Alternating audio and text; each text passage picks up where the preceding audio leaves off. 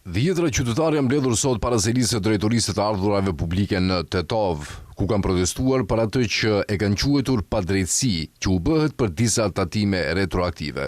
Ata theksojnë se drejtoria krijon pasiguri juridike, ndërkohë që sipas tyre disa nga dëshmitë për qëndrim dhe punë jashtë shtetit nuk merren parasysh. Sot ne i bashkohemi kësaj nisme qytetare për të kërkuar trajtim të drejtë dhe të barabartë.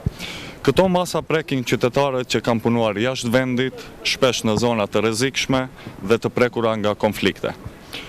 Duke siguruar të ardhura për familjet tona dhe familjet e tyre, dhe duke kontribuar në ekonominë e vendit, pasi shumica e këtyre mjeteve financiare janë investuar edhe brenda shtetit, shumë prej tyre kanë qëndruar jashtë vendit mbi 183 ditë dhe sipas ligjit për tatimin personal duhet të trajtohen si jo rezident tatimor.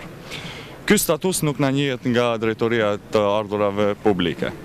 Dëshmitë për qëndrim dhe punë jashtë shtetit nuk merren plotësisht parasysh nga punojësit e drejtorisë, kërkohet edhe formalizimi i largimit nga vendi dhe në disa raste dokument për tatime në vende me konflikte, gjë që shpesh është e pamundur të merret nga ne qytetarët. Protestuesit deklaruan se parimisht nuk janë kundër pagesës së tatimeve ndaj shtetit, por kundërshtojnë ngarkesën e padrejtë dhe retroaktive. Derisa neve këto faktikisht kjo na vjedhin me një fjalë. Ne shkuam atje për kërkojën e bukës, për ta mbajtur familjen, parët i harxhum këtu, tatimet i kemi paguajtur si në për shërbimet të ushqimores, kemi paguajtur edhe ndërtime edhe banesa kemi blejt.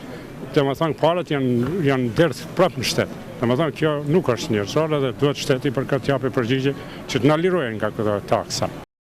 Protestuesit kërkojnë nga drejtoria të ardhurave publike pezullimin e vendimeve tatimore me efekt retroaktiv, njohje dokumentacionit për statusin jo rezident, pa kërkuar formalitete shtesë, qartësim dhe transparencë institucionale, hapje të dialogut për zgjidhje të drejtë dhe gjendrueshme, udhëzime të qarta për trajtimin tatimor për qytetarët të angazhuar në misione ndërkombëtare.